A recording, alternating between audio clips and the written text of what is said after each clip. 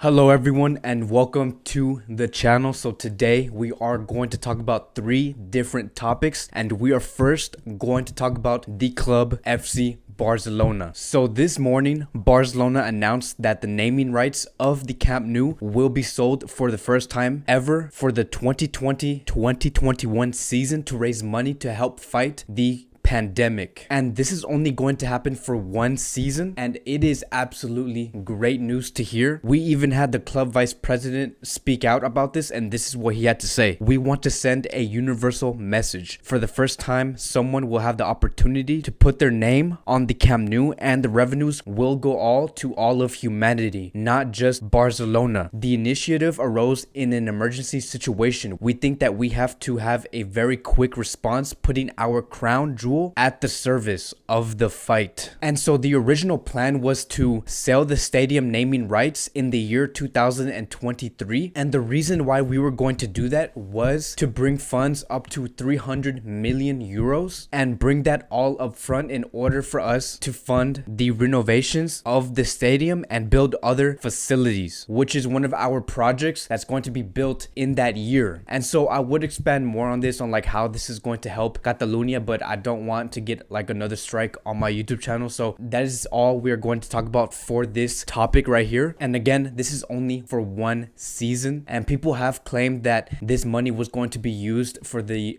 transfer of Neymar Jr. or the Lautaro Martinez deal. But we have to remember that this is a global problem, and this is something that everyone wants to fix. So I don't see the club or like the board members doing something very schemy in order to get this deal to go through, because the sooner we find a cure or solution, the faster we can find a way to safely play all these matches that we want to see from FC Barcelona. So again, I'm very glad to hear this news. I'm glad that Barcelona is participating and helping on this cause, and we hope to see more from this from other clubs. Now moving on to the next topic of the day, and we are going to talk about Neymar Jr. So according to Mundo Deportivo, Neymar is facing one of the toughest moments in his life. The Brazilian has to make a big decision in his career, staying at PSG or returning to FC Barcelona. At PSG, Neymar would earn more than double than what he would earn at FC Barcelona. And so as Barcelona are finding ways to bring in Neymar Jr. back to the club, in the middle of all this, PSG is looking to make a move, and PSG is looking to use their greatest power and their greatest strength in order to make this move. And according to multiple sources, PSG are offering 640,000 euros a week for Neymar Jr. until 2025, which means that PSG are offering him 33 million a year. And we haven't even taken account the sponsorship deals that Neymar will be getting. And it says right here, according to Mundo Deportivo, at PSG, Neymar will be earning 52 million euros, which is probably the total amount from the add-ons and what PSG is going to pay him. And if he joined Barcelona, he would earn somewhat more than 20 million. He would earn more with each renewal. Some Barcelona heavyweights told him he must change his attitude off the field, and he agreed. So if he goes to FC Barcelona, he will be paid half of what PSG are willing to offer him. And I can see why PSG would want to pull a move like this. And the reason why I'm saying this is because PSG is the only club that really knows Neymar Jr. Because they're saying, look, we know Neymar Jr. We know the main reason why he came to us, and that is because we offered him more money. And so that is why PSG is looking to give him a 52 million a year contract in hopes for Neymar to stay at PSG. So just imagine what the club FC Barcelona is feeling right now. Just imagine the frustration. And not just that, but Neymar is in a position where he will have to choose legacy over currency, which basically means, does he want to win and make history in the UEFA Champions League, or make history in his bank account? And look, you and me know this, right? Reading these contract details, this is a really good contract for any player to have, because 30 million euros a year plus add-ons from sponsorships is a lot of money. And look, here's the thing that I want to point out. Whatever direction Neymar chooses, whichever path, both of them is going to define his career in different ways. And let me explain. If Neymar chooses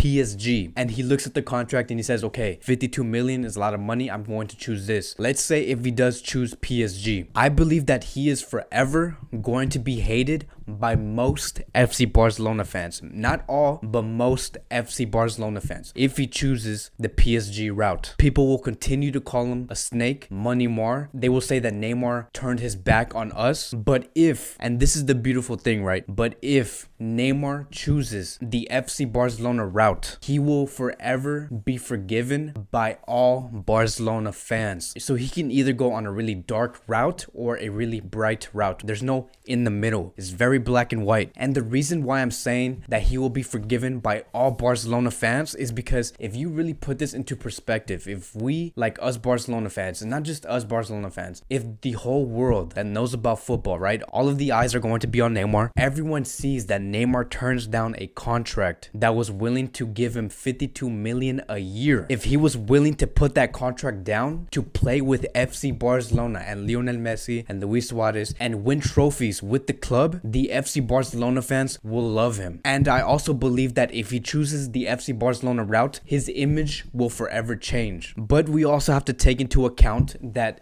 this Neymar proposal deal and this Neymar decision is only half the problem. We still have to find a solution to pay the release clause, which is going to be around 170 million euros to 190 million euros. So here's the question, right? Should Barcelona wait and put a hold to pay the release clause and to wait and see what Neymar is going to do first? Because what would be the whole point of Barcelona trying to pay that release clause? Meanwhile, on the other end, Neymar is signing that contract that's going to pay him 52 million a year. So there is going to have to be communication between the club and Neymar Jr. So they're going to have to agree on personal terms. Very similar to the Lautaro Martinez and Barcelona situation. They agreed on personal terms, but now they have to agree on club terms. Like Barcelona and Inter Milan have to agree. These two operations are very, very similar. Now moving on to the last topic of the day, and we are going to talk about Lautaro Martinez. So according to Sky Sports, Barcelona have begun offering players to Inter Milan in hopes of striking a part exchange deal for Lautaro Martinez. However, the Italian club have been offered Nelson Semedo, who is said to be open to the move, and they are very interested in the right back as well as young midfielder Carlos Elenia. So this is where it gets very, very interesting. Several members of the Barcelona hierarchy are said to be reluctant to sell another academy graduate after reluctantly agreeing to let Carlos Perez join Roma last summer, initially on loan with an obligation to buy at the end of the season. And this is exactly what I explained in my last video. Why would Barcelona want to sell Carlos Elenia, one of their most promising Barcelona La Masia graduates since 2012? And Bartomeu and the sporting directors, I don't know if Abidal is involved, but they can be the reason why Carlos Elenia might potentially be in this exchanging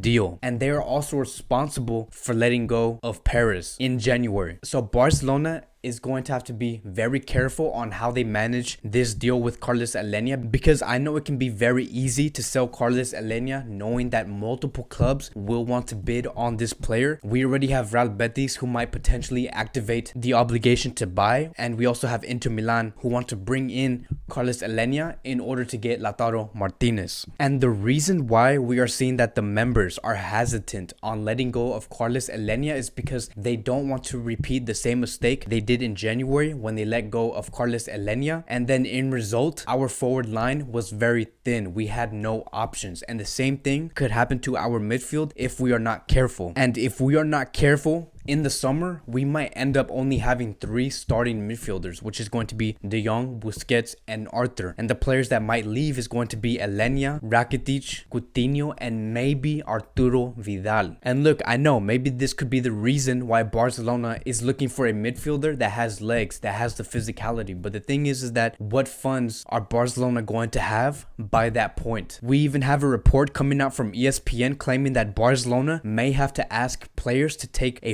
further wage cut, with the club forced to reduce 200 million euros off their budget for next season due to the pandemic. Longer term wage cuts may have to be applied, possibly extending into next season. And this report came out like about 5 hours ago, so this is very up to date. So let me ask you guys this question. Knowing Barcelona's circumstances, knowing that Barcelona might potentially let go of multiple midfielders, would you let go of Carles Elenia for Lautaro Martinez? So that is it for today's Barcelona Daily News. I want to thank you guys so much for watching, and I will see you guys in my next video.